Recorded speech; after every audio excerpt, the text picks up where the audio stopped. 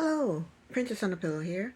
I am here to do a review slash recap with my opinion on Ready to Love, Season 8, Episode 6, titled Dates and Doubts. Let's get started.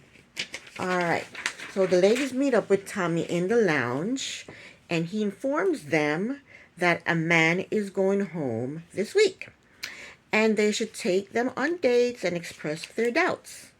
First date, Aries met Philip at a restaurant.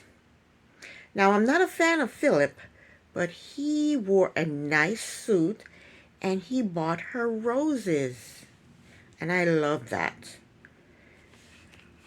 When a guy dresses nice for a date, that means he cares about how the woman precedes him.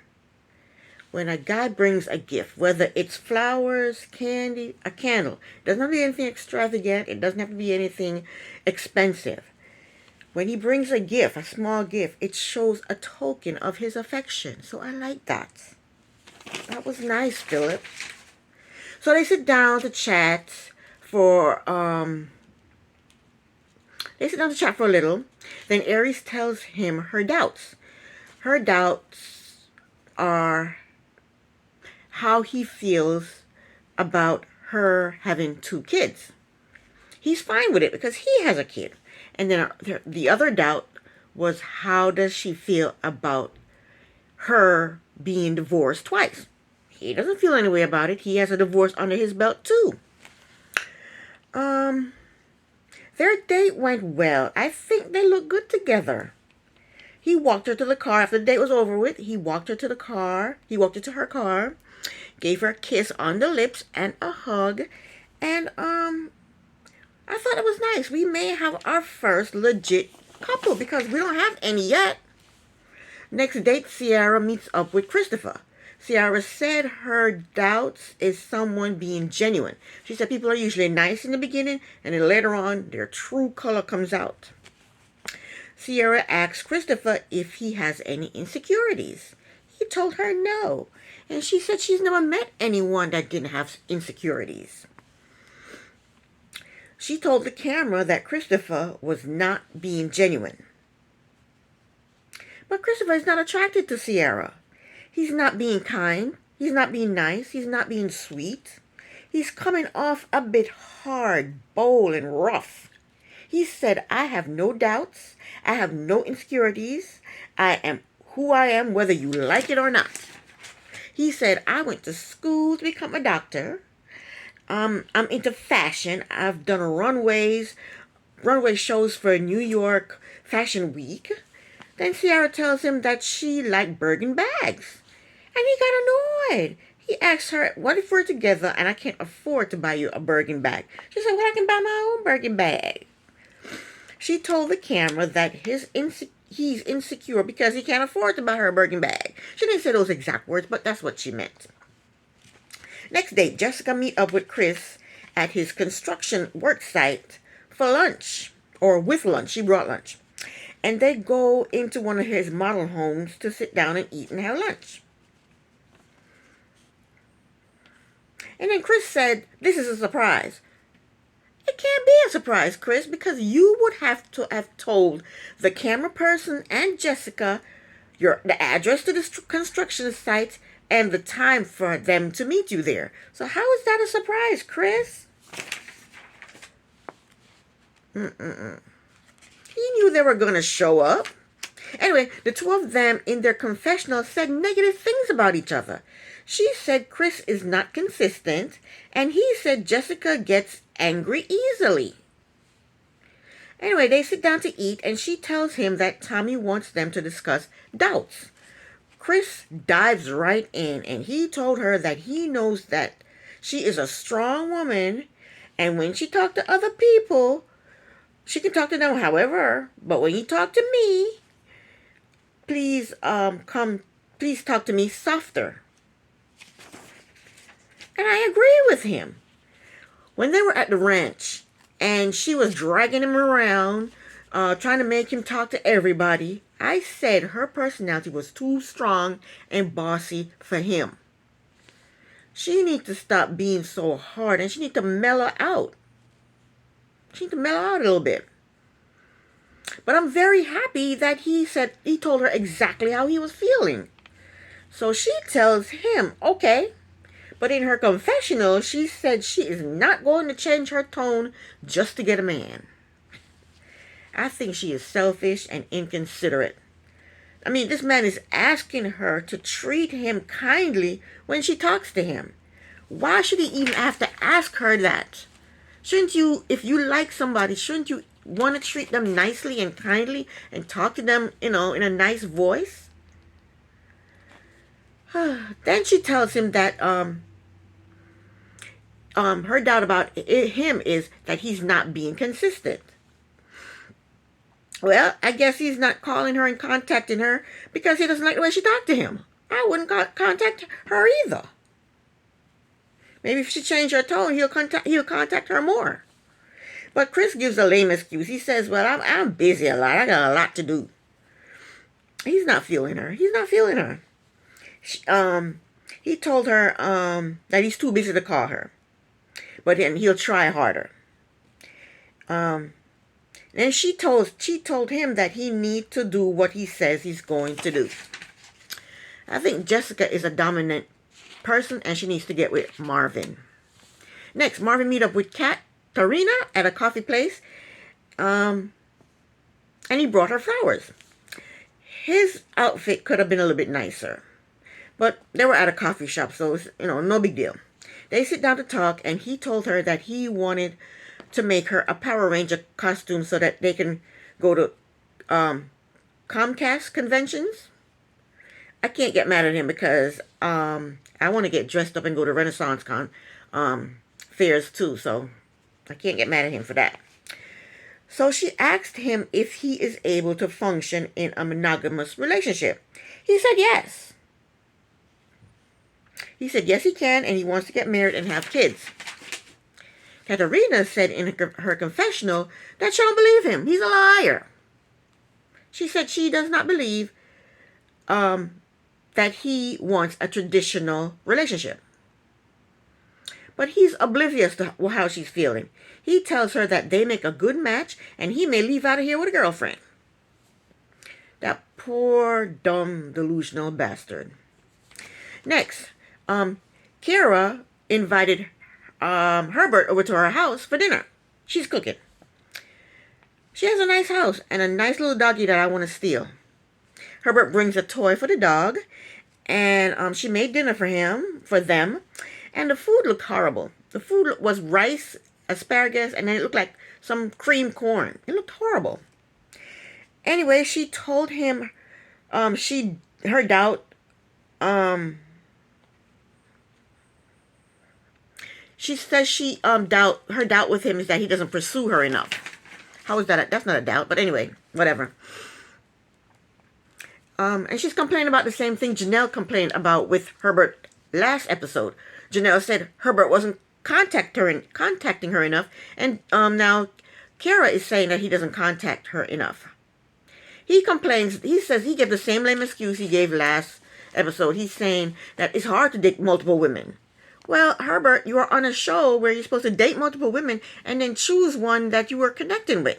Which show did you think you were coming to?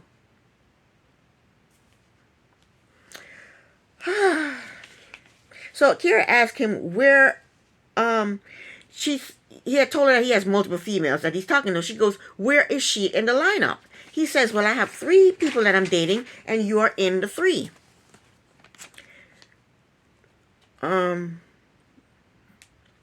So she then tells him that she wants to do a dance video with him. And he's not keen on the idea, but he does it anyway. They did a dance, and it's really cute. It's a cute little dance. And Kira is happy. But Kira wants him to communicate with her more, step up and communicate with her more. And he thinks that their relationship is just fun and flirty, and there's nothing deep with her. I think Kara will be the next female to go home. She has no connection with anybody else. But I still think that her and Chris would make a cute couple. Next, Janelle meet up with Quentin. Let me tell you about Quentin. Quentin does not like Janelle. Quentin doesn't like any of these women on this show. He pretended like he liked Lee because they have fitness in common. He don't like Lee. I haven't seen him with Lee. Him and Lee haven't been on a date. Maybe they have behind the scenes. I don't know. But I haven't seen him with Lee. He's latching on to Janelle because Janelle is a popular person and nobody's going to vote him off if he's friends with Janelle or if he's look like he's hooking up with Janelle. I think he's on the show to promote his business. He's a fitness trainer and he's trying to get clients. Or maybe he doesn't like black women. Maybe, but he does not like Janelle. Last episode, he said he wanted a woman who is disciplined. Janelle is not disciplined. Janelle will pop off in a heartbeat. Janelle does not exercise. Janelle eat whatever Janelle want to eat. That's me. I don't exercise and I eat whatever the hell I want to eat. So I'm not body shaming her or anything like that. I'm just saying she's not his type of woman.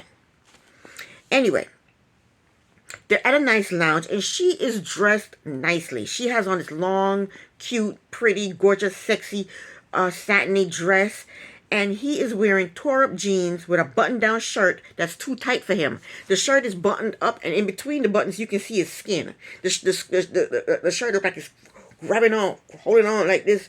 The shirt is too small for him. He needs to buy another shirt. She's dressed like she's going to an upscale restaurant or she's going to an upscale event. He's dressed like he's going to the park to walk his dog. And then he had the nerve to say, oh, we're dressed alike, or we're matching, or some nonsense like that. Another crazy bastard. Where do they find these men? What's the screening process like? Maybe there is no screening process. Oh, side note. I saw Carmen. She was from 2 or 3 seasons ago, and she was on Below Deck Down Under. And she was the primary person. She had all the dough. I didn't know she was banking like that. She tipped them very well. She looked good. She handled herself with class. One of her girlfriends did get drunk and cuss her out. And she also made an appearance on Love and Marriage DC. Anyway, I digress. She Janelle tells Quentin about her doubts, and she asked him how does he feel about their age difference because she's 8 years older than him. And this fool said, I don't think about it. We can discuss it later. What? Later when? Later never? See, he's not interested in her. He doesn't even want to talk about any hard subjects or dive in deep with her. He's not interested in her. He's not interested in her. He's not going to be with her. He doesn't want to be with her. Come on, Janelle, you're not dumb. Can't you see this? So she tells him about being adopted. And then you know what he asked her? If her adopted parents is... He asked her if her adopted parents is black or white. Go figure. Go figure out why he asked her that. She tells him her adoptive parents are black. And then he tells her... I don't know. I think they chopped up the scene because he said... I think the speech that they showed was out of turn. He tells her that he finds her attractive and they are going to have sex. He's trying to dangle her on a string. We are going to have sex, but I want a best friend. He's trying to keep her at arm's length, but let her know that at some point we are going to have sex. Quentin is full of shit. Okay? Next date. Kiara meet up with McRee. And they look like they're at an ice cream store or a dessert place. They sit down to eat their little dessert and they're chit-chatting about their favorite dessert. And then she tells him that she felt some type of way about him questioning her about the black culture, her love for the black culture. And he's telling her, they're saying the same thing. I'm, proud of my black culture. My people in my family are black. She's saying she's proud of the black culture. The people in her family are black. But for some reason, she wants some type of resolution, and there's no resolution to get. And then she's questioning his character. I don't understand what's going on with her and him. Why? Ugh. I just don't understand. She needs to just leave him alone because they're not attracted to each other. So just leave him alone. So the next date, Lee meets up with Marvin. And I don't understand why she's meeting up with Marvin. Last episode, she said she wants nothing to do with Marvin. She liked Quentin, so why is she not going on a date with Quentin? I don't get it. I don't understand what the hell's going on. So, at first, they sit down and talk, and they chit-chat about nonsense. Then he tries to butter her up, telling her that she is amazing, she's gorgeous, and she's humble. Then when she told him thank you, and then when she didn't compliment him back, he said, so how do you feel about me? And she tells him that he's a nice guy, but she can't get with his lifestyle. His lifestyle ain't her cup of tea. So why are you going on a date with him, Lee? He tells her that he can't compromise to make a relationship work. How do you compromise on tying somebody up, whipping them, and then forcing them to have an orgasm? How do you compromise with that? And Lee's not buying it. She thinks he's full of shit. Like I do. Why do men think they can just say anything out of their mouth and you're supposed to say, oh, yeah, and just believe everything they say? Get the hell out of here with that crap. All right. The ladies, they meet up with Tommy. And I haven't seen the end yet, but I know the two that's in the bottom is Christopher and Marvin. Nobody likes Christopher, and nobody wants to deal with Marvin's lifestyle. So Christopher and Marvin, I'm predicting, are in the bottom. So they meet up with the girls meet up with Tommy in the lounge, and he asks them who they're not connecting with. Aries said she's not feeling Phil. Janelle said she's not feeling... No. Sorry. He asks who are they feeling, and Aries is feeling Phil.